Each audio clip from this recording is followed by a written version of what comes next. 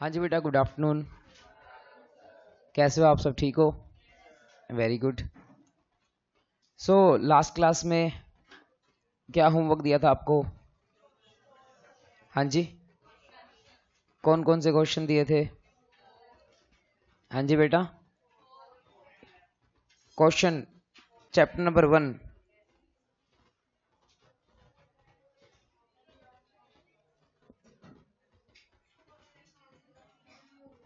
हाँ जी, एसएम का फोर्थ, ये क्वेश्चन था ना फोर्थ। ठीक है, इसका फर्स्ट पार्ट तो मैंने करा दिया था आपको, तो सेकंड पार्ट आप देख लो। सेकंड पार्ट का आंसर मैच कर लो आप। ठीक है, बढ़िया है, बढ़िया, अच्छी बात है।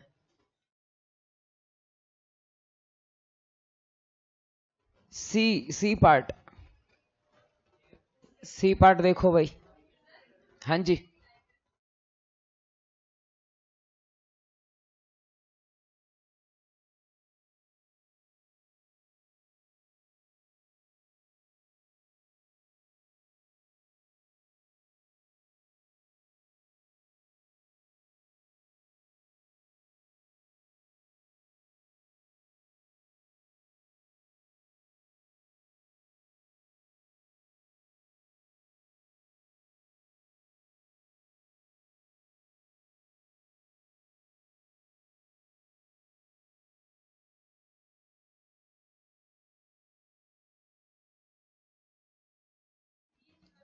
चलो ये बताओ, क्वेश्चन नंबर 4 हो गया क्या आपका? ठीक, ठीक है जी। नेक्स्ट क्वेश्चन पे आते हैं।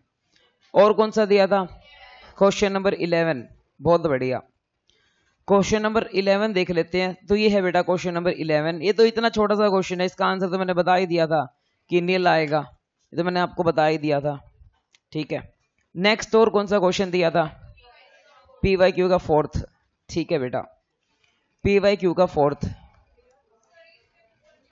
हाँ, पी वाई क्यू के फोर्थ में सरचार्ज वाला पॉइंट है, ये ऐसे बच्चे कह रहे हैं, तो वो मैंने कराया नहीं था। सरचार्ज वाला पॉइंट मैंने एक्चुअली टोटल करके नहीं देखा कि 50 लाख से ऊपर आ रहा है, अदरवाइज मैं देता ही ना ये क्वेश्चन। तो 50 लाख से ऊपर आ रहा है, अभी आपको कराया नहीं पॉइंट, तो इसलिए आप कराए तो कोई बात नहीं, वो गलती होगा, तो इसीलिए उसके लिए मैं क्षमा चाहूंगा। मैंने देखा नहीं कि भाई, मैं देख लेता तो आपको देता नहीं। तो यहां तक आपका ठीक हो। न्यू स्कीम तो मैंने कराई नहीं थी, ओल्ड स्कीम से करके आए होगे आप लोग, तो ओल्ड स्कीम से आपका यहां तक ठीक आया होगा, ये ठीक होगा आपका। ठीक है, इसके बाद सरचार्ज आपको बताया नहीं था मैंने कि 10% होता है 50 लाख से ऊपर, तो ये सरचार्ज होता है। बट इसके बाद भी कुछ होता है जो कि आपको नहीं कराया हुआ, तो आपका यहां तक ठीक है तो बस ठीक है। इसके आगे का पार्ट क्या होता है वो मैं आपको कराऊंगा थोड़ी देर बाद। तो ये थे आपका। और भी कोई क्वेश्चन दिया था क्या? नहीं दिया था, बस ठीक है, ये आपका होमवर्क हो गया। अब मैं अपना नेक्स्ट जो आपको कराया था उसके बारे में बात कर लेते हैं, क्लास वर्क जो कराया था। तो बताइए कौन से पेज पे थे अपन? क्लास वर्क जो कराया था आपको। हाँ जी, हाँ जी, 23 पेज। तो 23 पेज पे थे। आप सारे बच्चे मेरे को बताएंगे कि भाई आपको रीडिंग में कोई डाउट आया हो तो जो भी आपको घर से पढ़ने के लिए दिया था उसमें कोई डाउट आया हो तो बताएंगे आप। पेज नंबर आपका मैंने लास्ट जो कराया था वो कराया था यहां से, ये करा दिया था मैंने पहले ही। एसएससी हो गया था, पर्सन भी हो गए थे, इसके अलावा हाँ जी, अनडिस्क्लोज इनकम भी हो गई थी, इंडिया हो गया था, एग्रीकल्चर इनकम हो गई थी, फिर ये भी हो गया था शिपिंग बिजनेस वाला, अनडिस्क्लोज भी हो गया था। तो मैंने आपको यहां से कराया था बेटा। आपको मैंने एक तो ओल्ड स्कीम के स्लैब रेट बताए थे, एक न्यू स्कीम के स्लैब रेट बताए थे, उसमें कोई डाउट हो तो बताओ, नहीं है तो मैं क्या कहते हैं आपको रिवाइज करा देता हूं और फिर आगे की बातें करते हैं। ठीक है, तो मैं आपको बता देता हूं कि भाई लास्ट क्लास में मैंने एक तो आपको ओल्ड स्कीम वाला कंप्लीट बताया था।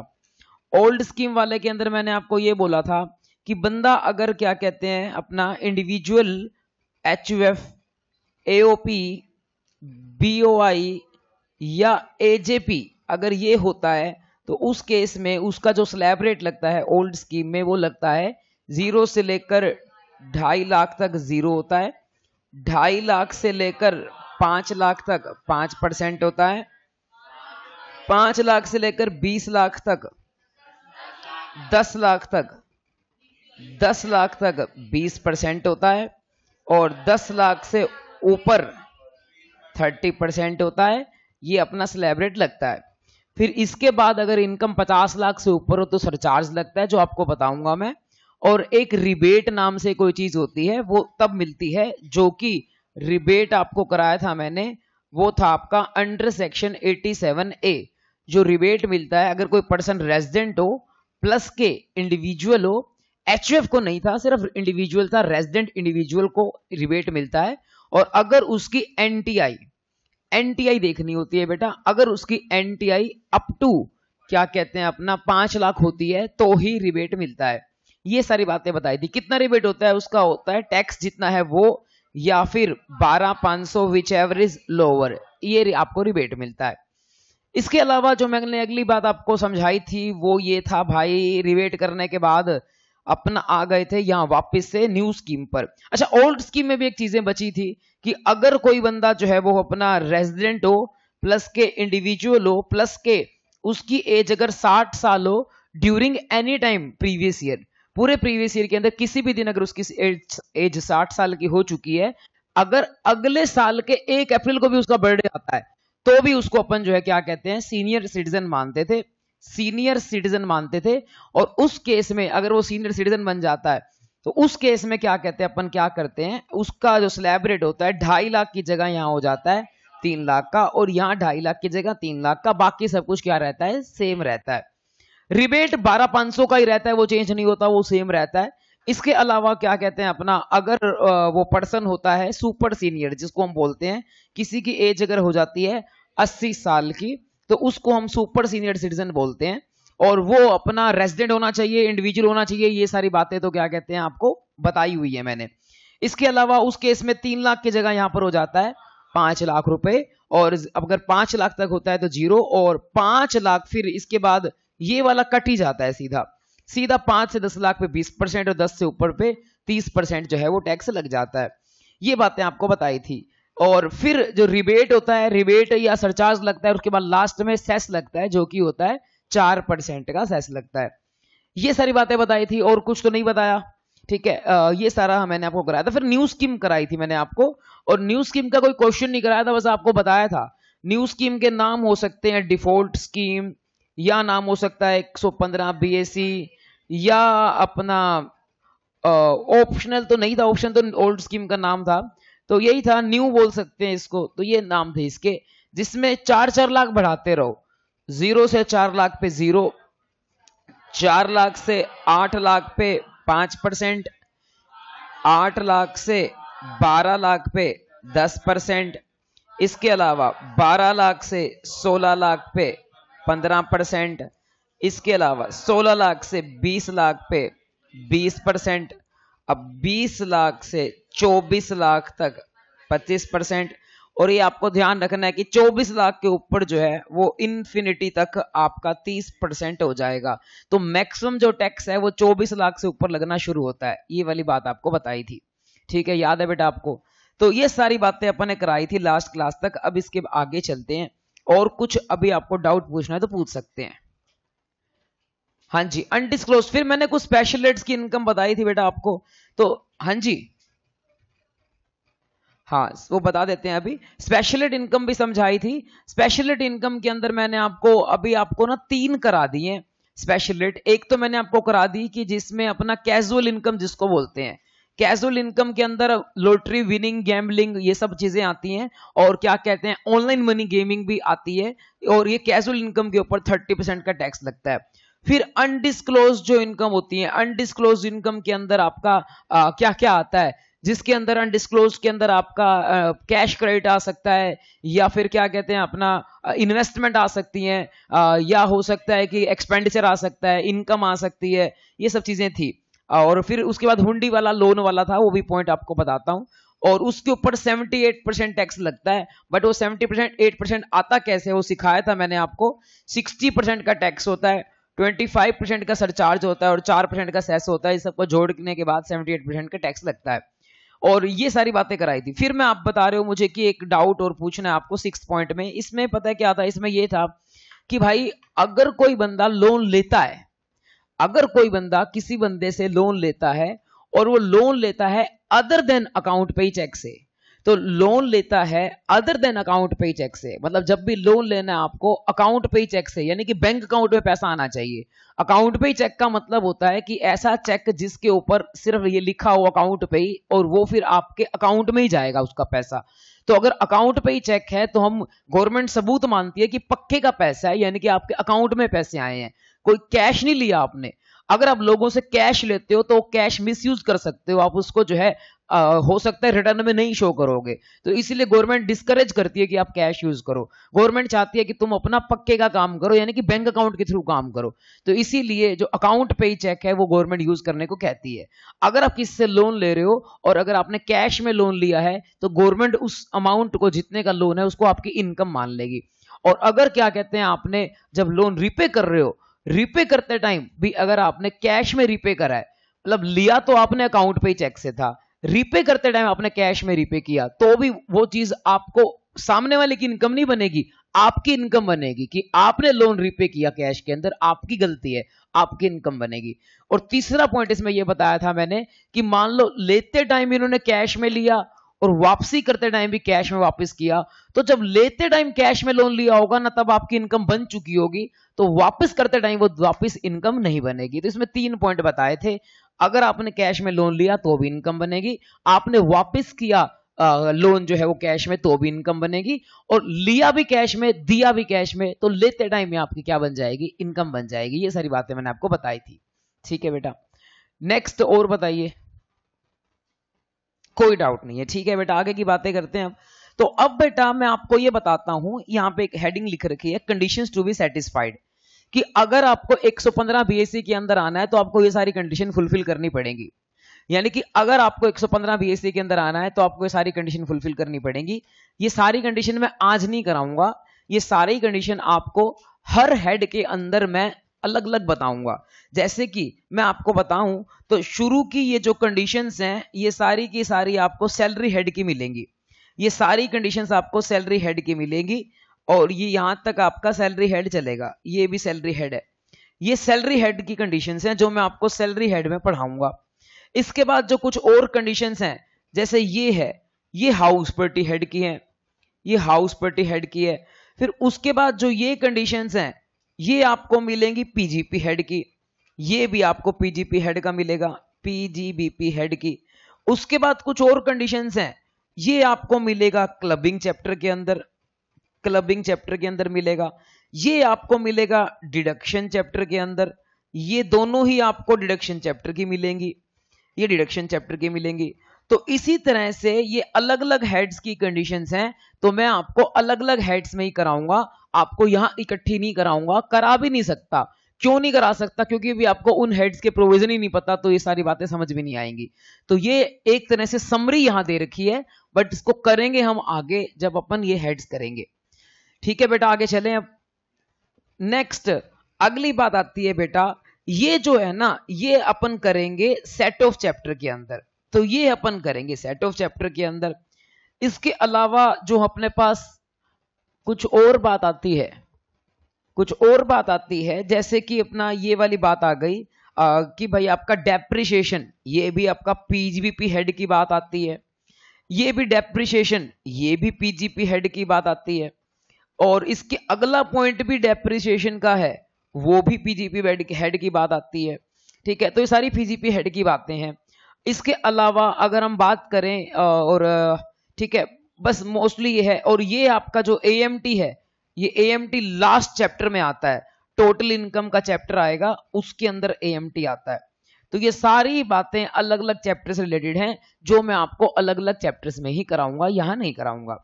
ठीक है बेटा, यहां तक तो अपने कुछ समझना नहीं था। आगे चलते हैं।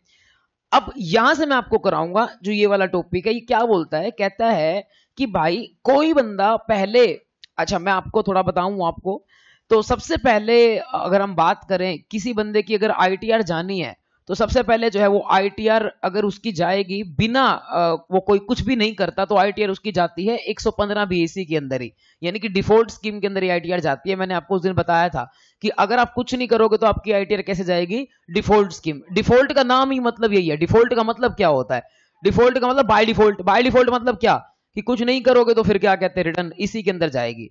तो आपको एक फॉर्म फिल करना पड़ता है इस स्कीम से क्या आने के लिए, बाहर आने के लिए। अगर आप इस स्कीम से बाहर आना चाहते हैं, अगर आप क्या कहते हैं ओल्ड स्कीम में जाना चाहते हैं, तो आपको क्या फिल करना पड़ता है, एक फॉर्म भरना पड़ता है। तो अब आप उस स्कीम से बाहर आ सकते हो, इस स्कीम से बाहर आ सकते हो। अब क्वेश्चन मेरा ये है कि ये मेरा पहला साल है, मान लो कि भाई 2025-26 आपका पहला साल है, बिजनेस आपने शुरू किया और मैं अपना ओल्ड स्कीम में आना चाहता हूं, तो मुझे एक फॉर्म भरना पड़ेगा डिफॉल्ट से बाहर आने के लिए। मैं ओल्ड स्कीम में आने के लिए एक फॉर्म भरूंगा। अब अगले साल मैं कौन सी स्कीम में आऊंगा, क्वेश्चन मेरा ये है कि अगले साल मैं वापस से डिफॉल्ट में आ सकता हूं, फिर उससे अगले साल क्या दोबारा मैं डिफॉल्ट में आ सकता हूं। मतलब ऐसा कर सकता हूं मैं कि एक साल डिफॉल्ट में, अगले साल फिर पुरानी स्कीम में, फिर अगले साल फिर न्यू स्कीम में, फिर पुरानी स्कीम में, फिर न्यू स्कीम में, फिर पुरानी स्कीम में। क्या मैं ये सारा काम कर सकता हूं, या 2 साल में ओल्ड स्कीम में, फिर 2 साल न्यू स्कीम में, फिर 1 साल ओल्ड में, फिर न्यू में, फिर ओल्ड में न्यू में, कैसे कर सकता हूं। तो क्वेश्चन इसका आंसर ये है बेटा, अगर कोई सैलरी वाला पर्सन है वो ऐसा कर सकता है। सैलरी वाला पर्सन है, सैलरी है, हाउस पट्टी है, या फिर आपका अदर सोर्सेज है, कैपिटल गेन है, वो ऐसा कर सकता है। बिजनेस वाला पर्सन ऐसा नहीं कर सकता। अब मैं आपको बताता हूं कि भाई ऐसा क्यों है कि सैलरी वाला पर्सन ऐसा कर सकता है। क्योंकि सैलरी वाले पर्सन की क्या है, हर साल की अलग सैलरी है, हर साल वो अपनी आईटीआर भरेगा और उस केस में कोई ओपनिंग बैलेंस कोई क्लोजिंग बैलेंस नहीं होता। बिजनेस वाले पर्सन का क्या होता है, ओपनिंग बैलेंस होता है एसेट्स का, क्लोजिंग बैलेंस होता है एसेट्स का, स्टॉक का। तो अगर आप एक साल डिफॉल्ट में आओगे, अगले साल ओल्ड में आओगे, तो रूल चेंज हो जाएंगे, फिर आपको स्टॉक वगैरह एडजस्ट करना पड़ेगा, आपको क्या कहते हैं अपना जो एसेट्स का बैलेंस है वो एडजस्ट करना पड़ेगा। क्योंकि जो ये हमारी न्यू स्कीम के अंदर है उसमें डेप्रेशन का थोड़ा अलग रूल है और ओल्ड स्कीम में डेप्रेशन का थोड़ा अलग रूल है, तो इसीलिए आपको वो चेंज करना पड़ेगा, तो आपके बैलेंस छिड़ेंगे। इसीलिए गवर्नमेंट कहती है बिजनेस वाला तो हर साल चेंज नहीं कर सकता। लेकिन अगर कौन से वाला पर्सन है, सैलरी वाला, हाउस पार्टी, बाकी सब चीजें हैं, बिजनेस को छोड़कर कोई भी हेड है, वो वाला पर्सन क्या कर सकता है, हर साल चेंज कर सकता है। और चेंज ना तुम्हारे फायदे के लिए है, तुम्हारे फायदे के लिए ये है। अगर गवर्नमेंट को अपना फायदा देखना होता तो गवर्नमेंट तो बोलती कि एक बार चेंज कर लिया ना, वापस चेंज मत करना। लेकिन ये चेंज तुम्हारे फायदे के लिए है। तुम्हारे फायदे के लिए कैसे है, क्योंकि अगर तुम क्या कहते हैं चेंज करोगे तो तुम क्या करोगे, हर साल दोनों स्कीम से टैक्स निकालोगे। हर साल तुम देखोगे कि मेरा ओल्ड स्कीम से टैक्स कितना आ रहा है, न्यू स्कीम से कितना टैक्स आ रहा है, और दोनों में से कौन सा बेटर है, वो वाली स्कीम आप ऑप्ट करोगे। तो हर साल आप चेक करोगे कि भाई मेरा ओल्ड स्कीम से टैक्स कितना आ रहा है, न्यू स्कीम से कितना टैक्स आ रहा है, और दोनों में से आप देखोगे कि किसमें मैं बेनिफिशियल हूं, वो वाली आप स्कीम को क्या करोगे, ऑप्ट करोगे। तो ये आपके फायदे के लिए गवर्नमेंट ने किया है कि हर साल आप चेंज कर सकते हो, ताकि आप क्या करो, हर साल दोनों स्कीम से टैक्स निकालो और जिसमें कम आएगा उसमें टैक्स भरो। तो ये वाली जो चीज है वो बहुत बढ़िया है बाकी पर्संस के लिए। हाँ, बिजनेस वालों के लिए पॉसिबल नहीं है। क्यों नहीं पॉसिबल बिजनेस वालों के लिए, वो मैंने रीजन बता ही दिया कि बिजनेस वालों के केस में क्या होता है, एसेट वगैरह का ओपनिंग क्लोजिंग बैलेंस होता है। अगर वो हम शिफ्ट करेंगे स्कीम तो वो बैलेंस छिड़ जाएगा, तो जिससे एडजस्टमेंट करनी मुश्किल हो जाएगी, इसीलिए वो नहीं किया गया। तो आइए मैं आपको यहां पर पढ़वा देता हूं क्या लिख रखा है। तो जिस बंदे का कोई बिजनेस की इनकम ना हो, उस बंदे के लिए तो क्या है, वो अपना हर साल ये काम कर सकता है। He can exercise an option to shift out of the default scheme with the return of income. जब वो आईटीआर भरेगा उससे पहले पहले जो है क्या कहते हैं, एक फॉर्म भरना पड़ेगा, और उस फॉर्म के अंदर क्या करना पड़ेगा। हाँ, ये देखो क्या होता है, ये 139 सेक्शन जो होता है वो आईटीआर का सेक्शन होता है, और इसमें लिखा हुआ है कि ये आईटीआर होती है आपको टाइम पे जो भरते हो, जो आप आईटीआर ड्यू डेट के ऊपर भरते हो वो वाली बात होती है। तो इसका मतलब जो बच्चे जो आपको फॉर्म भरना है ना कि मेरे को ओल्ड स्कीम में आना है, इसका जो फॉर्म भरना है ना, ओल्ड स्कीम में आने का फॉर्म, ये फॉर्म आपको ड्यू डेट से पहले भरना पड़ता है। अगर आपकी 31 जुलाई को ड्यू डेट है आईटीआर की, तो उससे पहले पहले आपको फॉर्म भरना पड़ता है ओल्ड स्कीम के अंदर आने के लिए। अगर वो ड्यू डेट बीत चुकी है तो फिर आप फॉर्म फाइल नहीं कर सकते। मतलब अगर आप रिटर्न लेट भरोगे ना, पहली बात तो ये क्या रिटर्न लेट भर सकते हैं, यस। उस दिन मैंने आपको एक चार्ट बनवाया था, तो मैंने आपको बताया था 31 जुलाई तक आपको टाइम पे भरनी होती है। फिर जिनकी ऑडिट होती है उनकी जाती है 31 अक्टूबर तक, और जिनकी अपना ट्रांसफर प्राइसिंग होती है उनकी जाती है 30 नवंबर तक। फिर मैंने बोला था ये तीनों लोग अगर लेट भरना चाहें तो लेट से लेट कब तक भर सकते हैं, 31 दिसंबर बताया था ना मैंने।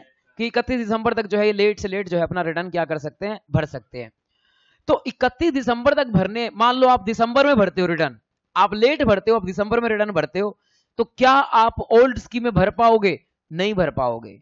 ओल्ड स्कीम में तभी भर पाओगे जब आपने आईटीआर की जो ड्यू डेट है उससे पहले पहले क्या करा होगा, एक फॉर्म भरा होगा। हाँ, अगर आपने फॉर्म पहले भर दिया, रिटर्न बाद में भर रहे हो तो कोई दिक्कत नहीं है, बट अगर आपने फॉर्म ही नहीं भरा तो फिर आप जो है वो रिटर्न लेट नहीं भर पाओगे। तो इसलिए मैंने आपको बोला कि भाई आप जो अपना है ड्यू डेट से पहले पहले आपको एक फॉर्म भरना पड़ेगा कि मैं अपना ओल्ड स्कीम में आना चाहता हूं। और ये जो पर्सन है जो बिजनेस इनकम जिसकी नहीं है, जिसकी बिजनेस इनकम नहीं है, वो हर साल कर सकता है। देखो क्या लिख रखा है, he may choose to pay tax under default scheme in 1 year and exercise the option to shift out of default scheme in the another year. यानी कि हर साल वो खेल सकता है, कभी ओल्ड स्कीम में, कभी न्यू स्कीम में, कभी ओल्ड स्कीम में, कभी न्यू स्कीम में, कभी ओल्ड स्कीम में, कभी न्यू स्कीम में, हर साल वो खेल सकता है। लेकिन अब आते हैं किसके बारे में बात करते हैं, जिसकी बिजनेस की इनकम है। जिसकी बिजनेस की इनकम है वो ऐसे खेल नहीं सकता, वो खेल नहीं सकता ऐसे, ठीक है। वो कैसे खेल नहीं सकता, देखो लिख रखा है कि हाँ वो एक बार आ सकता है, he has the option to shift out of default scheme. वो एक बार बाहर आ सकता है, और कब आएगा बाहर, before due date, due date से पहले उसको बताना पड़ेगा कि मैं बाहर आ रहा हूं, और एक बार बाहर आ गया तो फिर बाहर ही रहेगा बेटा। Once such option is exercise it would apply to subsequent years. एक बार अगर बंदा बाहर आ गया, उसको हर साल फॉर्म नहीं भरना बाहर आने के लिए। एक बार अगर ओल्ड स्कीम में आ गए तो ओल्ड स्कीम में ही रहोगे। ये किस पर्सन की बात हो रही है, बिजनेस वाले के लिए। उस पर्सन को तो क्या करना पड़ेगा, जो सैलरी वाला है, हर साल फॉर्म भरेगा, बाहर आना है नहीं आना, आना है नहीं आना। लेकिन ये वाला पर्सन क्या करेगा, हर साल जो है क्या कहते हैं, कोई फॉर्म नहीं भरेगा, एक बार बाहर आ गया तो बाहर ही रहेगा जब तक वो दोबारा अंदर नहीं आ जाता। उसके बाद देखो क्या लिख रखा है कि उसके बाद वो जिंदगी में एक बार वापस आ पाएगा। तो ये हो गया हाँ, तो वो बाहर आ सकता है, लेकिन देर आफ्टर वो एक बार दोबारा अंदर आ सकता है। तो आगे लिख रखा होगा ही shall be able to withdraw such option only once. जिंदगी में एक बार वापस से आप डिफॉल्ट में आ सकते हो।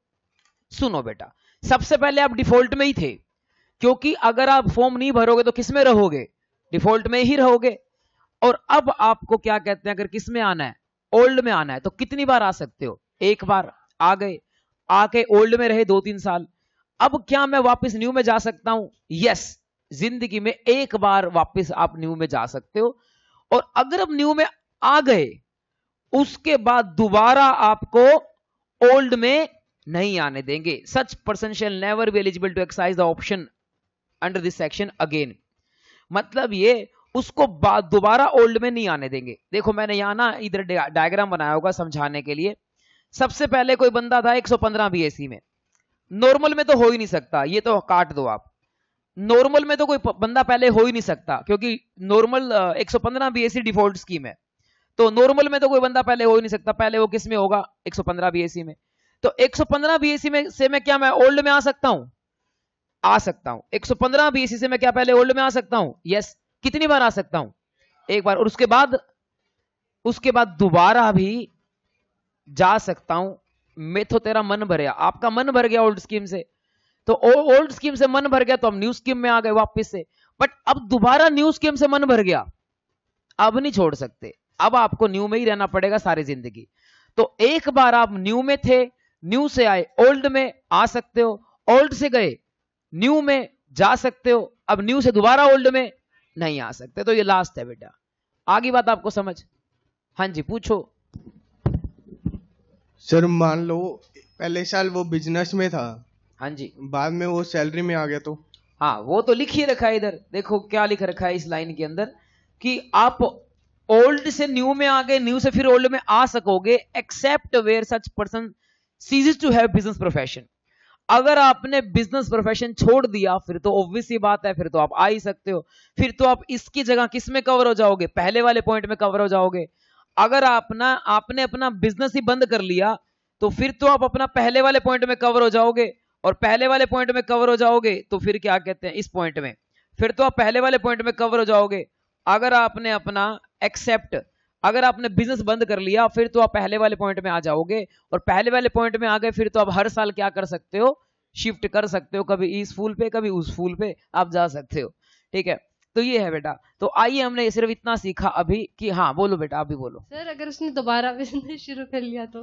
हाँ तो फिर दोबारा शुरू से शुरू करेगा, पहले डिफॉल्ट में आएगा, फिर उसके बाद बाहर आएगा, फिर खेलेगा, फिर दोबारा अंदर जाएगा, फिर भी उसके बाद नहीं जा पाएगा। ठीक है बेटा, तो बेटा ये आपका यहां तक का टॉपिक हो गया। इसमें कोई और डाउट पूछना हो तो पूछिए। ना समझ आया तो बताओ। चलो जी फिर अगले टॉपिक पे चलते हैं। अगला टॉपिक है बेटा रिबेट का। रिबेट जैसे मैंने आपको बताया था ओल्ड स्कीम में रिबेट, डिट्टो सेम टॉपिक और न्यू स्कीम के अंदर है। जो ओल्ड स्कीम में रिबेट बताया था, परीक्षा बेटा बताना मेरे को, ओल्ड स्कीम में कितना रिबेट मिलता था? 12,500 का। और कितनी इनकम तक मिलता था? हाँ जी 5 लाख तक मिलता था। किसको मिलता था? इंडिविजुअल, एचएफ, एओपी, बीवाई, किसको मिलता था? अरे बाकियों को नहीं बताना, इंडिविजुअल को मिलता था। इंडिविजुअल रेजिडेंट हो, नॉन रेजिडेंट हो, कौन सा वाला बंदा हो, रेजिडेंट हो, ये हुई ना बात। तो सारे ऐसे याद होने चाहिए कंडीशन, रेजिडेंट हो, इंडिविजुअल हो और अप टू जो है क्या इनकम 5 लाख हो, तो उस केस में आपको मिलता था रिबेट अंडर सेक्शन 87A। वही रिबेट मिलता है न्यू स्कीम के अंदर, और यहां बहुत बढ़िया रिबेट मिलता है। आपने YouTube वगैरह पे रील्स में ये देखा होगा कि अब 12 लाख तक इनकम पे टैक्स नहीं लगता। कल एक बच्चा कहता सर आप तो कह रहे हो 4 लाख तक इनकम पे टैक्स नहीं लगता, 4 से 8 लाख पे 5% लगता है, 8 से 12 लाख पे 10% लगता है, ये तो टैक्स लगता है। आप कह रहे थे कि अपना 12 लाख तक टैक्स नहीं लगता, और सारे मतलब लोग कहते हैं कि 12 लाख तक टैक्स नहीं लगता। अब कौन ठीक है, लोग ठीक है आप ठीक है? देखो स्लैब रेट तो यही है कि 4 लाख तक कोई टैक्स नहीं, लेकिन अब 12 लाख वाला सिस्टम क्या है, वो है रिबेट। कि अगर आपकी इनकम न्यू स्कीम में 12 लाख रुपए तक है और अगर आप रेजिडेंट हो, तो पूरी बात यह है कि अगर आप रेजिडेंट हो, आप इंडिविजुअल हो, आपकी इनकम क्या कहते हैं, अगर अप टू 12 लाख रुपए तक है, कौन सी इनकम, टोटल इनकम का मतलब होता है बेटा एनटीआई। अगर आपकी जो एनटीआई है वो अप टू 12 लाख रुपए है, तो आपको हम रिबेट देंगे। ये वही रिबेट है जो ओल्ड स्कीम में मिलता था 5 लाख तक, और ये इन्होंने स्लैब 12 लाख तक नहीं किया।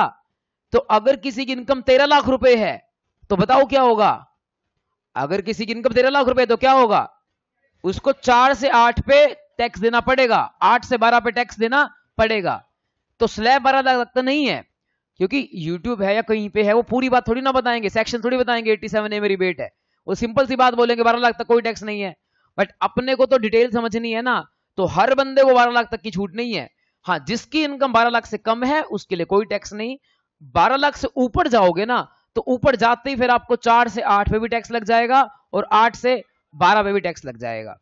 हाँ एक और बात भी आती है बेटा, वो ये है कि सिर्फ ये रेजिडेंट को है, नॉन रेजिडेंट को नहीं है, और सिर्फ इंडिविजुअल को है, कोई एचयूएफ को या बाकी एओपी बीवाई को नहीं है। तो ये रिबेट सिर्फ और सिर्फ इंडिविजुअल के लिए। तो इसीलिए आपको जो है पूरा प्रोविजन अगर समझना है तो आपको ये समझना पड़ेगा कि स्लैब तो हमारा वही रहेगा, लेकिन अगर कोई बंदा रेजिडेंट इंडिविजुअल है उस केस में उसको 12 लाख रुपए तक की इनकम पे रिबेट मिल जाएगा। और रिबेट कितना होगा? 60,000 रुपए का रिबेट होगा। आप देखोगे ना तो टैक्स भी 60,000 ही बनता था। आप कैलकुलेट करके देखो, 4 से 8 लाख के ऊपर कितना होता है? 5%। 4 लाख का 5% कितना हो गया? 20,000 रुपए हो गया। और अब 8 से 12 करके देखो, 4 लाख, 4 लाख का 10% 40, 40 और 20 60, तो 60,000 ही टैक्स बनता है। वही क्या दे दिया? रिबेट। यानी कि इसका मतलब 12 लाख तक की इनकम पे कोई टैक्स नहीं बनेगा। अभी करके भी बताऊंगा आपको मैं।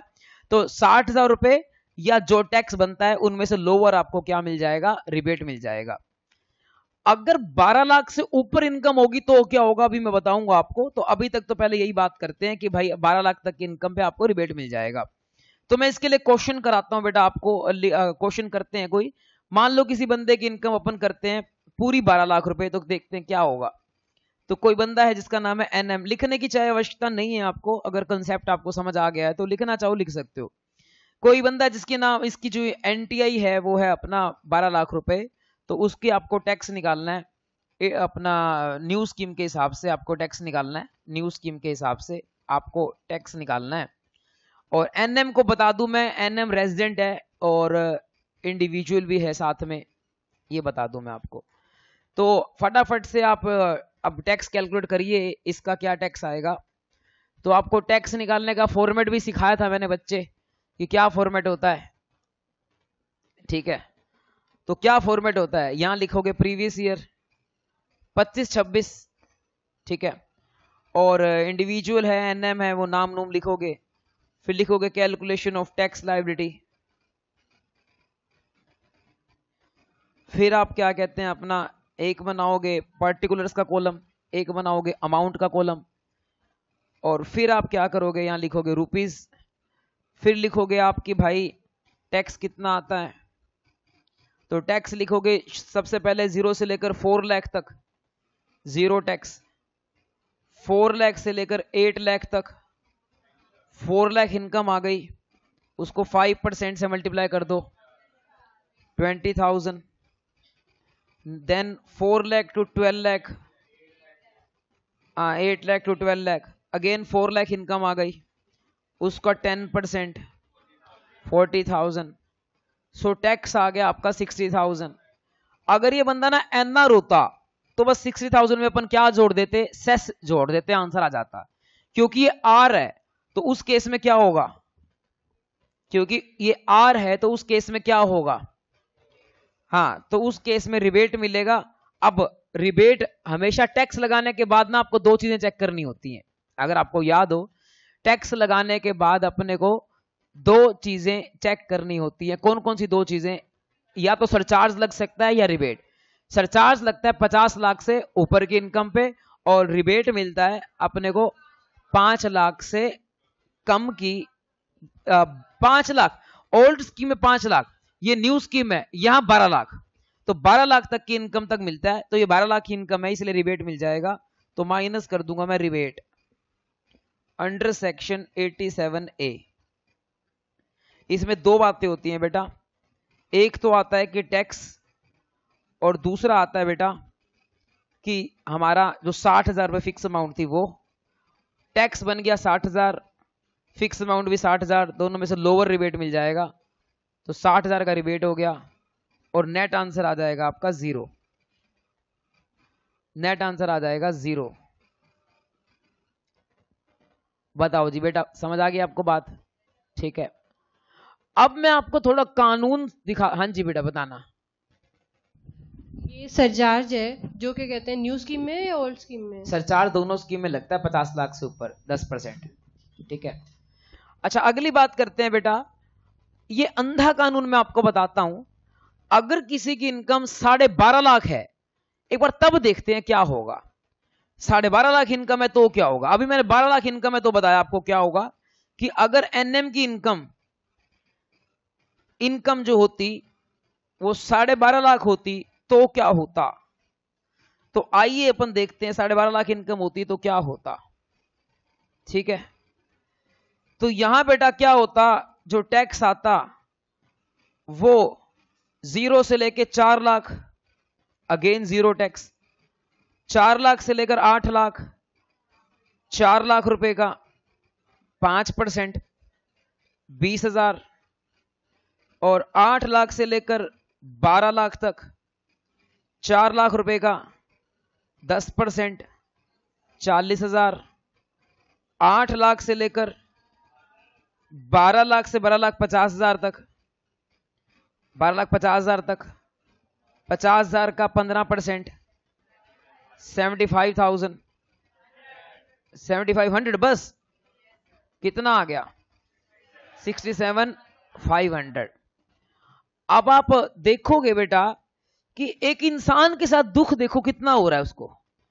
आप बोलोगे क्या दुख हो रहा है सर, दुख ये हो रहा है उसकी इनकम तो बढ़ रही है बेचारे की कितनी, तो आइए मैं लिखता हूं, इंक्रीज इन इनकम कितना है, इंक्रीज इन इनकम सिर्फ है 50,000 रुपए, और इंक्रीज इन टैक्स कितना है, 0 टैक्स आ रहा था 12 लाख रुपए तक की इनकम पे, और अब टैक्स आ रहा है 67,500। देखो बेचारे का कैसा कानून बनाया हमारी गवर्नमेंट ने, कि इनकम इंक्रीज होती है 50,000 रुपए से और टैक्स इंक्रीज हो जाता है 67,500 से। तो वो तो कहेगा हाँ सेस जो जुड़ेगा वो तो बाद में जुड़ेगा, बट एक बार यहां तक की बात करें तो भाई अपना ये इंक्रीज हो जाता है टैक्स। गवर्नमेंट कहती है कि भाई ये तो बहुत ही बेकार कानून है, गवर्नमेंट के हम लोग कहते हैं बहुत बेकार कानून है। तो ओल्ड स्कीम में तो ऐसा ही था, ओल्ड स्कीम में ऐसा ही था कि 5 लाख रुपए तक इनकम है तो नो टैक्स, 5,01,000 इनकम है तो टैक्स ही टैक्स, कोई रिबेट नहीं। बट ये जो न्यू स्कीम बनाई, न्यू स्कीम के अंदर इस अंधेपन को ठीक किया गया कि भाई ये तो गड़बड़ हो रही है, किसी बंदे की इनकम 50,000 से बढ़ रही है और टैक्स बहुत ज्यादा बढ़ रहा है, तो ऐसा नहीं होना चाहिए। तो यहां पर जो है कॉन्सेप्ट लगाया गया और कॉन्सेप्ट बोला गया, उसको हम यहां पर भी रिबेट देंगे। और अब रिबेट कैसे निकलेगा, तो अगर क्या कहते हैं किसी बंदे की इनकम, अगर किसी बंदे की इनकम 12 लाख रुपए से जस्ट ऊपर है तो उस केस में रिबेट भी मिलेगा। बट कैसे मिलेगा, वो इस तरह से कैलकुलेशन होगी, आपको टैक्स निकालना पड़ेगा, पहले कितना आया, वो आ गया था टैक्स हमारा 67,500, फिर आपको देखना पड़ेगा कि टैक्स कितना इंक्रीज हो गया, पहले टैक्स था कितना 0 और अब कितना हो गया 67,500। इनकम कितनी इंक्रीज हुई, पहले इनकम थी 12 लाख और अब हो गई 12,50,000, तो 12,50,000 में से 12 लाख घटा दो तो 50,000 रुपए इनकम इंक्रीज हुई। इंक्रीज इन इनकम हो गया 50,000, इंक्रीज इन टैक्स, पहले जो टैक्स था 0 था और अब हो गया 67,500, इंक्रीज इन टैक्स हो गया 67,500 तो 67,500। रिबेट आ गया आपका, इसको बोलते हैं रिबेट अंडर सेक्शन 87A। और रिबेट आएगा दोनों का डिफरेंस, किन दोनों का डिफरेंस, कि भाई आपका increase in tax minus increase in income, यानी कि 67,500 माइनस 50,000 तो 17,500। मतलब अगर इनकम 12 लाख से कम है तो रिबेट की कैलकुलेशन कैसे होती है, 60,000 और tax payable which ever is lower, ऐसे होती है। लेकिन अगर इनकम 12 लाख से ऊपर है तो रिबेट की कैलकुलेशन कैसे होती है, जो अब मैंने सिखाया वैसे होती है। ठीक है, तो दो बातें आपको याद रखनी पड़ेगी। अगर अप टू, ये सिर्फ किस में याद रखना है, न्यू स्कीम में, ओल्ड स्कीम में ऐसा नहीं था। ओल्ड स्कीम में 5 लाख से ऊपर जब होता है ना तो पूरा टैक्सेबल होता है, कोई रिबेट नहीं मिलता। लेकिन न्यू स्कीम में क्या है, 12 लाख से कम है तो रिबेट का फॉर्मूला अलग है, ये ऊपर पढ़ाया था ना आपको, ये तब है जब 12 लाख से कम इनकम है। जैसे ही इनकम 12 लाख से ऊपर जाएगी रिबेट का फॉर्मूला चेंज हो जाएगा, जैसे ही इनकम 12 लाख से ऊपर जाएगी रिबेट का फॉर्मूला चेंज हो जाएगा। तो अब मैंने जो अगला एग्जांपल लिया उसमें लिया इनकम 12 लाख से ऊपर है तो रिबेट का फॉर्मूला चेंज हो गया, और इस तरीके से आपको करना है। तो यहां रिबेट आ गया 17,500।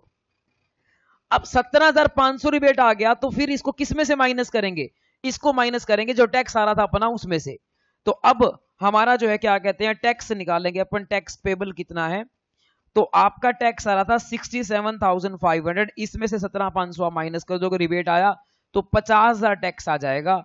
और सेस जोड़ोगे लास्ट में, यहां पर जब रिबेट की पूरी कहानी खत्म हो जाए ना तब सेस जुड़ता होता है। तो सेस पहले नहीं जोड़ेंगे, सेस यहां जोड़ेंगे। सेस 4% जोड़ोगे, कितना आ गया, 2,000 रुपए सेस आ गया। आप बोलोगे अभी भी तो गड़बड़ हो रही है, उसको 52,000 रुपए का टैक्स देना पड़ रहा है सेस को जोड़ के, बट इनकम कितनी बढ़ी है 50,000, ये तो सेस तो फालतू देना ही पड़ेगा। जो हम रिबेट दे रहे हैं वो सिर्फ किस में से दे रहे हैं, टैक्स में से, सेस में से कोई रिबेट नहीं है, तो सेस आपको फालतू देना पड़ेगा। तो यहां टोटल जो है वो टैक्स कितना आ जाएगा, 52,000 आ जाएगा। तो अगर किसी बंदे की इनकम 12,50,000 होती है तो उसको 52,000 का टैक्स देना पड़ेगा। बताओ जी, थोड़ा बहुत समझ आया, थोड़ा बहुत। अब इसको अपन क्या करते हैं, कुछ और एग्जाम्पल लेते हैं ताकि आपको पूरी क्लैरिटी हो, और जो अगला एग्जाम्पल कराऊंगा ना वो नोट कर लेना ताकि आपको पता लग जाए कि कैसे करना है। हाँ जी बताओ तनिषा, माइक ले लो बेटा। इतने जिन बच्चों को समझ आया थोड़ा बहुत, वो ना अलग अलग एग्जाम्पल लो। अभी अपन ने देखा 12,50,000 इनकम है तो रिबेट आ रहा है, 12,60,000 देकर देखो क्या रिबेट फिर भी आएगा।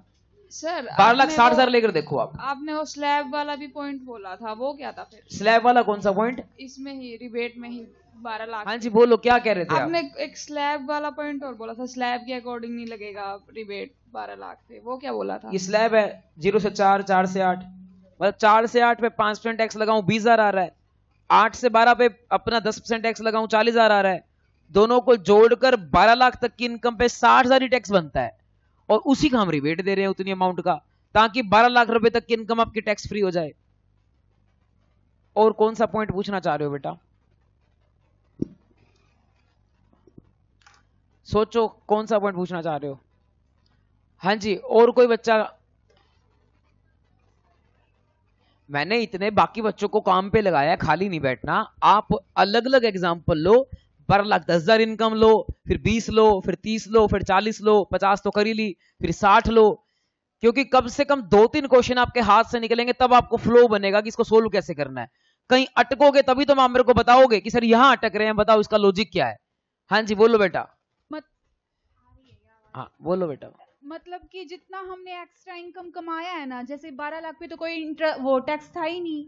हाँ 12 लाख पे कोई टैक्स नहीं था, ठीक है। हाँ, तो 50,000 ही कमाया था और 50,000 ही उन्होंने हाँ 50,000 कमाया और सारा का सारा टैक्स देना पड़ रहा है। हाँ, तो कोई फायदा ही नहीं हुआ। हाँ फायदा कोई नहीं हुआ, फायदा छोड़ो, सेस भी देना पड़ा। पहले का हमारा कानून अंधा था, वो तो ठीक हो गया ना, वो कुछ तो फायदा हुआ। अगर हम ये रिबेट ना बनाते तो पहले क्या हो रहा था, 67,500 का टैक्स देना पड़ रहा था, प्लस के सेस भी देना पड़ता है इसके ऊपर। तो कम से कम गवर्नमेंट ने कुछ तो रिलीफ दिया। वो क्या रिलीफ दिया? वो ये रिलीफ दिया कि भाई अब जितनी इनकम बढ़ रही है उतना ही टैक्स देना पड़ रहा है। हाँ सेस एक्स्ट्रा है, बट जितनी इनकम बढ़ रही है उतना ही टैक्स देना पड़ रहा है।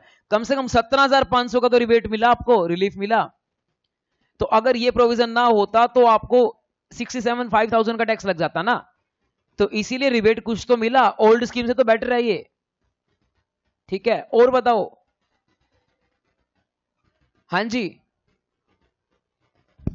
इसका कंक्लूजन तो यही है ना, 12 लाख के अकॉर्डिंग ही मिलेगा रिबेट। तभी तो उसके बाद जो मिलेगा लोग तभी तो क्या करेंगे, कोई बंदा 12 लाख 1,000 नहीं दिखाएगा अपनी इनकम, झूठ बोल के उसको 12 लाख से नीचे ही लेकर आएंगे, कुछ भी करके। 12 से ऊपर जाते ही टैक्स लग जाता है। तभी तो मैं अपनी इनकम 5 से नीचे रखता हूं। आप बोलोगे सर 5 लाख 2,000 क्यों नहीं करते ओल्ड स्कीम के अंदर? 5-2 करते ही टैक्स बन जाता है, रिबेट 0 हो जाता है। और यहां पर भी मेरे को क्या करना पड़ेगा, मैं 12 लाख 2,000 रख दूं, 12 लाख 3,000 रख दूं, तो मेरा 3,000 टैक्स बनेगा। 12-5 करूंगा 5,000 टैक्स बनेगा। 12-6 करूंगा 6,000 टैक्स बनेगा। 12-10 करूंगा 10,000 टैक्स बनेगा। तो जैसे जैसे मैं इनकम बढ़ाता रहूंगा मेरा टैक्स बढ़ता रहेगा, ठीक है। आप करके देख लो, 12 लाख 10,000 इनकम लेके देखो, 10,000 टैक्स बनेगा आपका। हाँ हाँ अभी करते हैं। हाँ तो इसने ना एक पॉइंट फाइंड आउट कर लिया कि रिबेट कहां तक मिलेगा। 12,70,000 के आसपास तक बताया है, 71,000 तक बता रहा है। अभी चेक करेंगे उसको भी। उस तक आने के लिए पहले हर बच्चे को यहां तक आना पड़ेगा ना, कि कंसेप्ट समझ आए। तो मैं आपको 2-3 एग्जांपल और लेकर बताऊंगा, सारे साथ में प्रैक्टिस करेंगे, तब अपन जाएंगे वहां तक कि ऐसी इनकम फाइंड आउट करो जहां रिबेट नहीं मिलेगा। हाँ जी बेटा बोलो, आप कुछ कहना चाह रहे हो? यही पॉइंट था कि अगर मतलब टोटल इनकम 14 लाख है, टोटल इनकम 14 लाख है, रिबेट नहीं मिलेगा। क्यों नहीं मिलेगा भी बताऊंगा आपको। 14 लाख इनकम है, रिबेट नहीं मिलेगा। कैसे नहीं मिलेगा, आइए अभी करके देख लेते हैं, सिंपल है। मान लो मेरी इनकम यहां 14 लाख होती, ठीक है, 14 लाख रुपए इनकम होती, तो 0 से 4 लाख तक 0, 4 लाख से 8 लाख तक वही सेम, 8 लाख से 12 लाख तक सेम। अब जो बच्चे कोई और काम कर रहे हैं एक बार छोड़ के ये देख लो, अगर 14 लाख तक इनकम होती कोई टैक्स ना बनता, कैसे? कोई रिबेट ना मिलता, ठीक है। तो 12 लाख तक यही आ जाएगा। अब 12 लाख से ऊपर 14 लाख तक कितना बन जाएगा? 2 लाख। और 2 लाख को कितने परसेंट? 15%। कितना आ गया? 30,000। ये मेरा टोटल कितना आ गया? 90,000। अब आप देखोगे बेटा, इंक्रीज इन इनकम कितनी है? 14 लाख से 14 लाख में से मैं घटा दूं 12 लाख, तो इंक्रीज इनकम है 2 लाख। मेरी 2 लाख इनकम बढ़ गई, लेकिन टैक्स कितना बढ़ा? सिर्फ 90,000 रुपए। तो क्या रिबेट की आवश्यकता है? नहीं है। क्यों नहीं है आवश्यकता? अरे भाई, जब तुम्हारी इनकम ज्यादा बढ़ रही है, टैक्स कम बढ़ रहा है, तो नो रिक्वायरमेंट ऑफ रिबेट। अच्छा टैक्स यहां 0 नहीं लिखना, सॉरी, टैक्स कितना बढ़ गया? 90,000। मतलब इनकम बढ़ गई ज्यादा, टैक्स बढ़ा कम, तो इसीलिए रिबेट क्या आ जाएगा? 0, कोई रिबेट नहीं, ठीक है। ये रिबेट तभी आएगा जब टैक्स बढ़े ज्यादा और इनकम बढ़े कम, ठीक है बेटा। टैक्स बढ़े ज्यादा, इनकम बढ़े कम, तभी रिबेट आएगा, अदरवाइज नहीं आएगा। हाँ जी, ये फिर ये डिबेट का टॉपिक नहीं हो जाएगा क्या डिबेट कि का आप टॉपिक? 12 लाख तक तो आप रिबेट दे रहे हो, उसके बाद क्यों नहीं दे रहे फिर?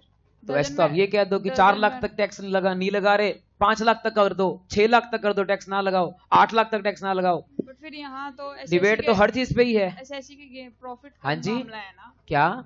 एसएससी के बेनिफिट का मामला है ना, तो वो हाँ, तो एसएससी की वो भी बेनिफिट का मामला है, टैक्स माफ ही कर दो, इनकम टैक्स लगाओ ही मत इंडिया पे। वो तो गवर्नमेंट की मर्जी है ना, कि गवर्नमेंट चाहती है कि 12 लाख तक की इनकम एग्जम्प्ट करूं, और वो सोचो 12 लाख तक कर दी, कितनी बड़ी बात है। पहले जो है क्या कहते हैं, सिर्फ 5 लाख थी, 5 लाख ही थी ओल्ड स्कीम के अंदर। अब न्यू स्कीम आपसे जो पिछला अटेम्प्ट था, उसमें न्यू स्कीम के अंदर 7 लाख तक रिबेट था, 7 लाख से ऊपर तक टैक्स, 7 लाख से ऊपर जाते ही टैक्स लगता था। अब सोचो बजट के अंदर 5 लाख रुपए तक का छूट दे दी, और क्या मोल लोगे इन गवर्नमेंट को। 7 लाख तक पहले टैक्स नहीं लगता था, 12 लाख तक टैक्स नहीं है। तो एक बंदा 12 लाख कमा रहा है, मतलब 1 लाख पर मंथ, बहुत बड़ी बात है भाई इंडिया के लिए। इंडिया की मोस्टली आबादी 1 लाख से कम ही है। अगर आप इंडिया की आबादी देखोगे 99% लोग 1 लाख से कम मिलेंगे आपको। तो गवर्नमेंट ने 99% आबादी का तो टैक्स माफ कर दिया, जीरो कर दिया। और क्या गवर्नमेंट को कितना मोल लोगे? तो who will pay the tax? अगर आप बोलोगे 14 लाख तक रिबेट कर दो, फिर बोलोगे 20 लाख तक रिबेट कर दो, who will pay the tax? मैं जो भरता हूं 5,000 रुपए, वो भी भरना बंद कर दूंगा, तो who will pay the tax? तो आप समझो 12 लाख रुपए तक रिबेट देना बहुत बड़ी बात है इंडियन गवर्नमेंट के लिए, जिनकी पर कैपिटा इनकम 2.5 लाख रुपए है। हमारे इंडिया की जो जनता है, उनकी per capita income, average income is 2.5 lakh rupees. और वहां उस गवर्नमेंट ने अपना क्या किया, उस गवर्नमेंट ने 12 लाख रुपए तक रिबेट दे दिया। बहुत बड़ी बात है ये, कोई एक्सपेक्ट ही नहीं कर रहा था इस बात को कि गवर्नमेंट इतना बड़ा रिलीफ देगी। सब ये सोच रहे थे कि 7 लाख है, बढ़ाकर 8 लाख कर देगी, जैसे हर साल 1 लाख बढ़ाती है। या मैक्सिमम सब सोच रहे थे कि चलो यार मोदी को बहुत अच्छा लग गया ना, तो 10 लाख कर देगा, क्योंकि 10 लाख एक राउंड फिगर आ गई कि 10 लाख तक टैक्स नहीं है। तो भाई ये तो एक्सपेक्टेशन से बहुत बढ़िया बजट था। आप 1 फरवरी को देख लेना, निफ्टी 2-2.5% बढ़ा था। हालांकि वापस घट गया ट्रंप वगैरह के टैक्सेस की वजह से, वो अलग बात है। बट गवर्नमेंट ने तो पूरी कोशिश की थी कि भाई अपना अब तो निफ्टी सीधा 30,000 के पास पार ही जाएगा। ठीक है, तो मैं आपको ये बता रहा था भाई कि 12 लाख तक माफ कर देना टैक्स एक बहुत बड़ी बात है। तो इसीलिए और इच्छा मत करो कि सर 14 तक माफ कर दो, 15 तक माफ कर दो। तो ये अपन ने देखा 14 लाख रुपए तक की इनकम होगी तो रिबेट नहीं मिलेगा। अब रिबेट नहीं मिलेगा तो टैक्स कितना बनेगा? तो टैक्स पेबल आपका पूरा का पूरा वो आ जाएगा 90,000, जो टैक्स था वही, उसमें से कोई रिबेट नहीं मिला, तो 90,000 टैक्स आ गया, उसमें सेस जुड़ जाएगा 4%, कितना हो गया? 3600। तो ये आंसर आ जाएगा कितना? 93,600 आंसर आ जाएगा। बताओ जी, समझ आ गया? अब फटाफट से 2 एग्जाम्पल 3 एग्जाम्पल और करो। एक एग्जाम्पल ले लो 12,10,000 रुपए का, ताकि आपको रिबेट की कैलकुलेशन खुद से सोल्व करो। मैं तो कर ही रहा हूं, आप करोगे तब बात बनेगी। और ये सारे क्वेश्चन घर से भी करने हैं, क्योंकि इनकम टैक्स में जो क्या कहते हैं आपको दिक्कत आ सकती है, वो ये आ सकती है कि भाई यहां तो समझ आ गया, हमने एक बार समझ लिया। अगर आपने 2-3 दिन उसको ना पिक किया उस टॉपिक को, देन आप उसको भूल जाओगे, और आपको ये जो स्टेप्स हैं वो भूल जाओगे।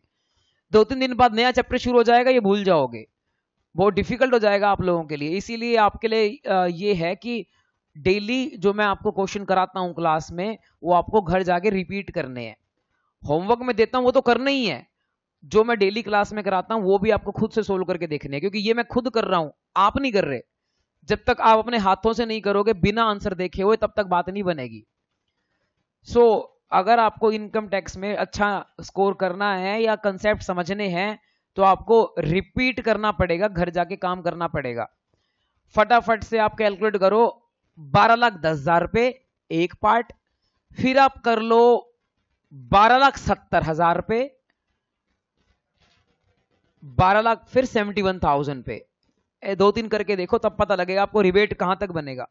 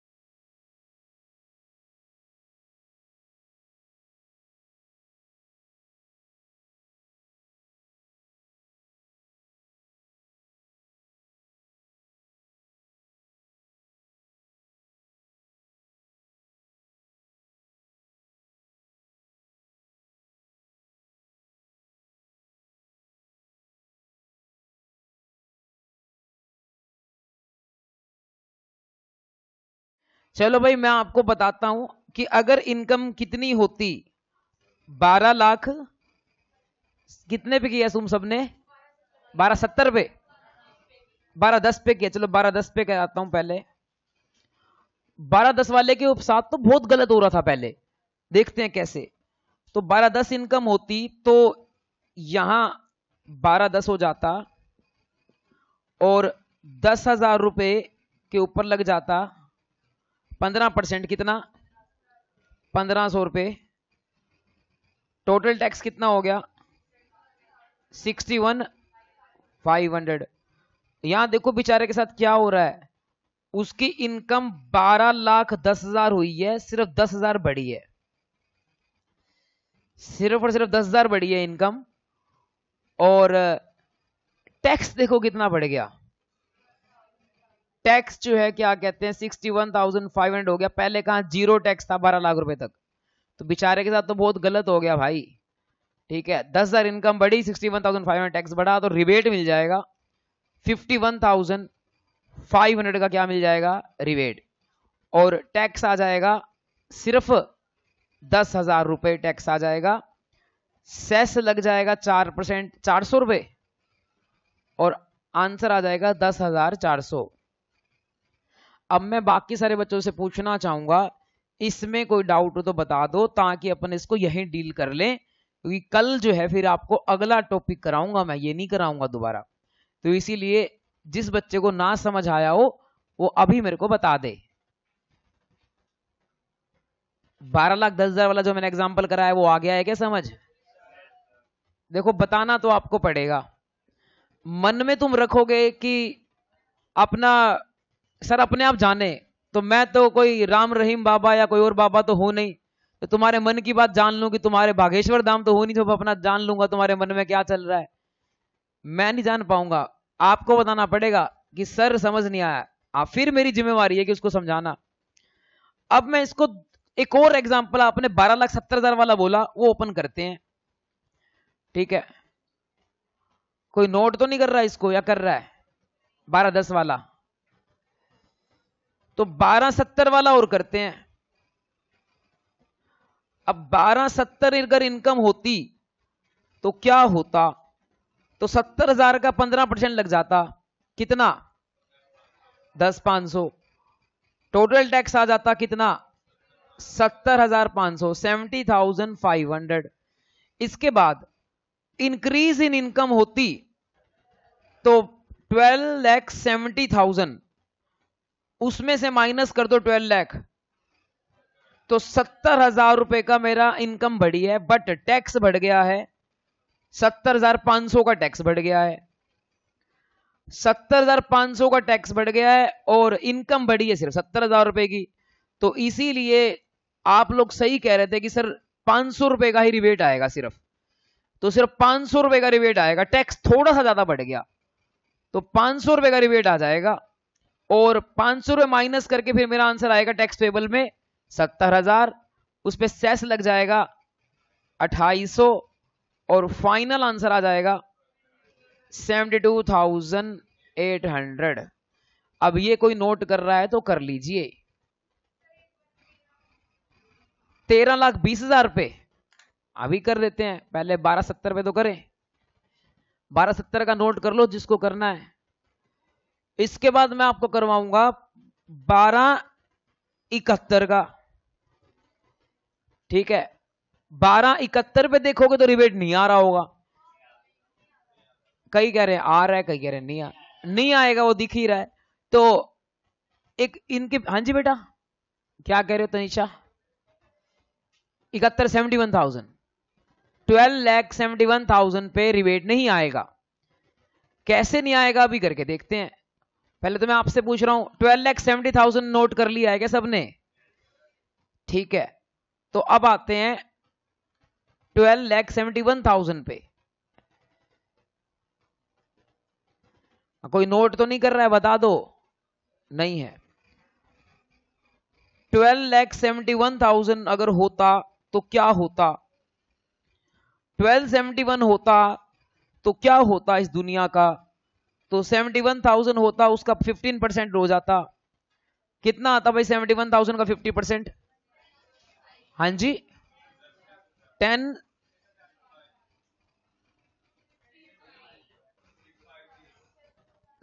ये तो 70650। सो इंक्रीज इन इनकम हो गया 71,000। Increase in income 71,000, increase in tax 650, 70,650 and 87 का रिबेट क्या आएगा नहीं आएगा? तो भाई इनकम ज्यादा बढ़ रही है और टैक्स हमारा कम बढ़ रहा है तो there will be no rebate. जब तक टैक्स ज्यादा बढ़ेगा इनकम से तभी रिबेट आएगा, क्योंकि यहां इंक्रीज इन टैक्स हो रहा है आपका 70650, इंक्रीज इन इनकम हो रही है ज्यादा तो नेगेटिव आंसर आ रहा है। नेगेटिव आंसर आएगा तो रिबेट जीरो आ जाएगा, तो रिबेट जीरो आ जाएगा और जीरो आने के बाद टैक्स पेबल आ गया आपका वही जो टैक्स आ रहा था 7650, तो 7650 टैक्स आ गया और सेस जोड़ दोगे 4%, 2826। राउंड ऑफ भी देखने को मिलेगा अब आपको, कितना आ गया 73476, तो 73480 ये आंसर आएगा आपका राउंड ऑफ करके। ठीक है, तो ये हो गया बेटा। अब अपन चलते हैं अपना, तुम्हारा कोई सवाल हो कि सर ये वाली इनकम लेकर बता दो, मैंने जितना समझाना था ये टॉपिक समझा दिया। तुम्हारा कोई सवाल हो कि ये वाली इनकम लेके बता दो, जैसे ये भी बोल रही थी कि 13 लाख, कितनी बोल रही थी 13,20,000, 13,20,000 इनकम लेकर बता दो, तो रिबेट तो आना ही नहीं उसमें, 13,20,000 है तो, बट तेरे को अगर फिर भी स्टिल मैं करके दिखा देता हूं, अभी कोई दिक्कत नहीं है। तो किसी को 71,000 वाला नोट करना हो तो कर लो, उसके बाद अपन एक और कर रहे हैं लास्ट 13,20,000 वाला। 13,20,000 क्यों चुना आपने?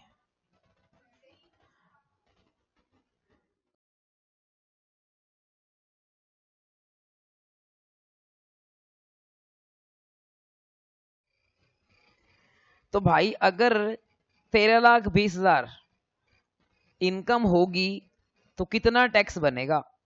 0 से 4 लाख 0, 4 लाख से 8 लाख जो आ गया वो ठीक है, 8 से 12 जो आ गया ठीक है, 12 से 13,20,000 पे कर लेते हैं। 1,20,000 रुपए का 15% हो गया 18,000 रुपए, तो 78,000 आ गया। आपको रिबेट निकालने की जरूरत भी नहीं है, खुद पता ही है अपने को कि 1270 से ऊपर आता ही नहीं है, 1271 से ऊपर 12,71,000, लेकिन स्टिल इसकी इच्छा है तो मैं करके बता देता हूं, रिबेट यहां नहीं आना।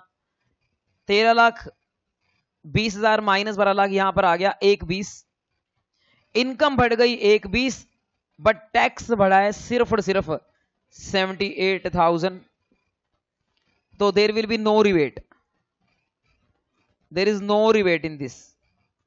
So 1,78,000 will be tax. 78,000 will be tax and 4% cess will applicable. 3 no round off, 81 ये आंसर आ जाएगा। ठीक है, सो इतना करने के बाद अब चलते हैं आगे। तो बेटा यहां से आपको स्टेप नहीं पढ़ने, मैंने आपको ना ऑल्टरनेटिव मेथड यहां दे रखा है, वो ऑल्टरनेटिव मेथड है यहां पर, यहां से आपको स्टेप पढ़ने हैं। जो मैंने ऑल्टरनेटिव मेथड दे रखा है मैंने वो वाला करवाया है कि 12 लाख तक की इनकम पे टैक्स बनता है 0, और साथ में आपको निकालना है टैक्स ऑन इनकम, जो भी आपकी इनकम दे रखी थी, जैसे 13,20,000 थी जो भी थी उस पर टैक्स निकालना है। फिर आपको निकालना है स्टेप 1 माइनस स्टेप 2, यानी कि इंक्रीज इन टैक्स, टैक्स कितना बढ़ गया। फिर आपको निकालना है इंक्रीज इन इनकम, कि जो आपकी इनकम है क्वेश्चन में वो, उसमें से 12 लाख माइनस कर दो, इनकम कितनी बढ़ गई। फिर इंक्रीज इन टैक्स और इंक्रीज इन इनकम को माइनस कर देना है, तो इससे आपका रिबेट आ जाएगा। और ये काम तब करना है जब आपकी इनकम क्या है 12 लाख से ज्यादा है, तो आपको ये वाला काम करना है। तो फिर क्या होगा, टैक्स लायबिलिटी कैसे आएगी, जो आपका टैक्स आया था उसमें से रिबेट माइनस कर दो, उससे टैक्स लायबिलिटी आएगी, प्लस के 4% का सेस जोड़ देना, अपना वो सेस जुड़ जाएगा। इसके अलावा रिबेट जो है वो हमेशा सेस से पहले मिलता है, वो तो मैंने आपको बता ही दिया। और एक चीज और यहां पर नोट लिख रखा है, रिबेट जो है वो shall not exceed the amount of tax। Obvious सी बात है, टैक्स से ऊपर रिबेट थोड़ी ना हो सकता है, नेगेटिव आंसर नहीं आ सकता। ये अमाउंट और देखो, rebate not available in respect of special rate of tax. तो रिबेट जो है वो स्पेशल रेट ऑफ टैक्स पे नहीं मिलेगा। ये थोड़ा सा मैं इसके ऊपर आपका जो है ध्यान लाना चाहूंगा कि हमारा जो ओल्ड स्कीम थी उसमें ऐसी कोई बात नहीं थी, वहां सिर्फ एक बात लिखी थी, 112A सेक्शन का जो कैपिटल गेन होता है ना उसके अगेंस्ट रिबेट नहीं मिलेगा। ओल्ड स्कीम में लिखा था 112A का जो कैपिटल गेन होता है, लॉन्ग टर्म कैपिटल गेन, उसमें रिबेट नहीं मिलेगा। लेकिन न्यू स्कीम में लिखा है किसी भी स्पेशल रेट वाली इनकम के अगेंस्ट रिबेट नहीं मिलेगा। ये दोनों स्कीम्स डिफर कर रही हैं, ये ध्यान रखना। और अभी जो है क्या कहते हैं, इसी के ऊपर डिस्प्यूट भी चल रहा था काफी बार कि भाई ओल्ड स्कीम में तो ऐसा है, न्यू स्कीम में आपने रिबेट क्यों हटा दिया स्पेशल रेट वाली इनकम से। तो बट गवर्नमेंट ने यही डिसाइड किया है, ओल्ड स्कीम में तो स्पेशल रेट वाली इनकम पे रिबेट मिलता है, न्यू स्कीम में स्पेशल रेट वाली इनकम पे रिबेट नहीं मिलता। स्पेशल रेट वाली इनकम कौन सी, जैसे लॉटरी जिसमें 30% लगता है, या क्या कहते हैं अपना वो 78% वाली, ठीक है, अनडिस्क्लोज, या फिर क्या कहते हैं अपना कुछ और इनकम्स भी होती हैं स्पेशल रेट वाली, कैपिटल गेन की होती है, वो मैं पढ़ाऊंगा अभी आपको। तो जो न्यू स्कीम है वो क्लियर है कि no rebate in case of special rate income, but old scheme वाली कहती है कि हाँ रिबेट मिलेगा स्पेशल रेट वाली इनकम पे, लेकिन बस एक इनकम पे नहीं मिलेगा। वो कौन सी इनकम है, 112A कैपिटल गेन, उस पे नहीं मिलेगा। वहां मैंने हाईलाइट करवाया था आपको, ओल्ड स्कीम का रिबेट भी यही मिलेगा, कहीं ना कहीं लिखा हुआ 1-2 पेज बाद। तो ओल्ड स्कीम का रिबेट आपको लिखा मिलेगा, यहां पर पेज नंबर था ये 33, पेज नंबर 33 पे मैंने ये वाला लाइन हाईलाइट कराई होगी आपको, ठीक है, कि भाई 112A के अगेंस्ट नहीं मिलेगा ये रिबेट। लेकिन अभी न्यू स्कीम के अंदर मैंने आपको बताया कि वो किसी भी स्पेशल वाली इनकम से नहीं मिलेगा। न्यू स्कीम के अंदर मैंने हाईलाइट करवाया कि वो किसी भी स्पेशल रेट वाली इनकम से नहीं मिलेगा। इसका क्वेश्चन कैसे बनेगा वो मैं थोड़ी देर आगे कराऊंगा, जब आपको सारी स्पेशल रेट वाली इनकम करा दूंगा कि सारी स्पेशल रेट वाली इनकम क्या होती है। तो इसका कॉम्प्लिकेशन क्या होगा ये अपन करेंगे आगे, कुछ क्वेश्चंस होंगे उसमें करेंगे। अभी के लिए आपको बस ये हाईलाइट करवा दिया मैंने, कोई भी स्पेशल रेट वाली इनकम है उसके अगेंस्ट रिबेट नहीं मिलेगा न्यू स्कीम के अंदर। और ये एक नया पॉइंट है, पिछले बैच को मैंने अलग करवाया हुआ है क्योंकि उनके अटेम्प्ट तक मिलता था, अब तुम्हारे अटेम्प्ट से नहीं मिलेगा। तो दोनों के ओपिनियन डिफर हो सकते हैं, तो ये ध्यान रखना कि भाई तुम्हारे को, तुम कभी अपने सीनियर से पूछो कि तुम्हारे को क्या कराया था, तो उनको अलग है, तुम्हारा अलग है। ये अमेंडमेंट है, ये नया जो एक्ट आया है फाइनेंस एक्ट 25, जो आपके सिलेबस में लगेगा मई 26 ऑनवर्ड्स, उसके लिए है स्पेशल, उसके ऑनवर्ड्स ये ट्रीटमेंट होगी। न्यू स्कीम के अंदर रिबेट नहीं मिलेगा स्पेशल रेट वाली इनकम के अगेंस्ट। बताओ जी, बात आती है समझ आपको? कुछ पूछना है तो बताइए। हाँ जी, कुछ पूछना है बताइए। अब बेटा सरचार्ज जो मैंने आपको कराए थे कि सरचार्ज जो है वो 10% का लगता है, 50 लाख से ऊपर इनकम होती है तो, इनकम अगर 50 लाख से ऊपर होती है 10% सरचार्ज लगता है। लेकिन अगर इनकम किसी की 1 करोड़ से ऊपर है तो 15% सरचार्ज लगता है, और अगर किसी की इनकम 2 करोड़ से ऊपर है तो 25% का सरचार्ज लगता है। ये सरचार्ज है न्यू स्कीम के। ओल्ड स्कीम के अंदर सरचार्ज एक एक्स्ट्रा है, ये 3 तो है ही, एक एक्स्ट्रा सरचार्ज है वहां पर, वो है अगर 5 करोड़ से ऊपर इनकम होती है तो 37% सरचार्ज लगता है ओल्ड स्कीम में। न्यू स्कीम में मैक्सिमम सरचार्ज कितना है? 25% का। ओल्ड स्कीम के अंदर मैक्सिमम सरचार्ज कितना है? 37%। आइए मैं हाईलाइट करा देता हूं, ये न्यू स्कीम के सरचार्ज हैं 27 पेज पे। ओल्ड स्कीम के जो सरचार्ज हैं वो होंगे पेज नंबर है 33 पे, यहां देखोगे ना ये सेम है, 50 लाख से ऊपर 10%, 1 करोड़ से ऊपर 15%, 2 करोड़ से ऊपर 25%, ये एक्स्ट्रा है। 5 करोड़ से ऊपर 37%, ये एक्स्ट्रा है बेटा, ये एक्स्ट्रा है ओल्ड स्कीम में। तो आइए सारे बच्चे मेरे को सरचार्ज याद करवाइए। अगर इनकम 0 से 50 लाख हो, नो सरचार्ज। 50 लाख से 1 करोड़ किसी की इनकम है, याद रखें सरचार्ज हमेशा जो है वो लगता है टैक्स के ऊपर, तो टैक्स के ऊपर लगता है 10% लगेगा। अगर किसी की इनकम 1 करोड़ से 2 करोड़ के बीच में है तो सरचार्ज विल बी 15%। किसी की इनकम 2 करोड़ से 5 करोड़ के बीच में है, सरचार्ज विल बी 25%। और अगर किसी की इनकम 5 करोड़ से ऊपर है न्यू स्कीम में तो वही सरचार्ज रहेगा 25%, बट ओल्ड स्कीम में सरचार्ज बढ़कर हो जाएगा 37%, जो मैंने यहां जो है क्या कहते हैं लिखा हुआ है। ठीक है बेटा, तो ये हो गए आपके सरचार्ज। चलो मैं फिर होमवर्क देखता हूं आप लोगों के लिए। जैसे क्वेश्चन नंबर 2 तो हो गया, 3 हो गया क्या? हाँ जी, टोटल इनकम 25 लाख है तो एक घर से कर लेना, ओल्ड स्कीम न्यू स्कीम में करना है। एक थर्ड कर लेना। 2 भी नहीं हुआ, हो गया होगा रबड़ वाला, तो कोई नहीं कर लेना, अगर तुमने नहीं किया तो कर लेना, कोई बात नहीं। इसके बाद एक क्वेश्चन है बेटा 5वां, ठीक है। चलो ये तो अभी कर नहीं पाओगे, टाइम भी हो गया, मैं समझा भी नहीं पाऊंगा। और ये क्वेश्चन नंबर 26 ये हो गया, 9 हो गया, ये कर लेना।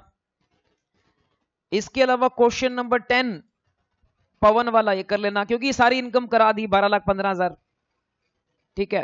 क्वेश्चन 11 तो हो गया होगा। इसके अलावा क्वेश्चन नंबर देखो 13, 14, 15, 16, 17, 18, 19, 20 ये नहीं हुए, ये अभी नहीं कराऊंगा, ये कल करा पाऊंगा मैं। क्वेश्चन नंबर 1 भी अभी नहीं करा पाऊंगा PYQ का। और देखना 3, 4 भी अभी नहीं करा पाऊंगा, क्योंकि 50 लाख से ऊपर इनकम है, ठीक है। तो 50 लाख से ऊपर सरचार्ज कैसे लगता है वो सिखाया नहीं है अभी। तो क्वेश्चन नंबर 5 हो गया, 5 कर लिया तो कर लो, फिर क्वेश्चन 5 कर लो, थ्योरी का है, टॉपिक करवा रखा है ये वाला। क्वेश्चन नंबर 6 कर लो, थ्योरी का है, ये भी करा रखा है टॉपिक, अनडिस्क्लोज इनकम। 7 में 47 लाख है, तो एक बार 7 में टैक्स निकालना है, तो एक बार 7 रुक जाना। 8 हो गया। तो इसी के साथ बस ये आपका होमवर्क है। I will see you in the next class. Bye bye.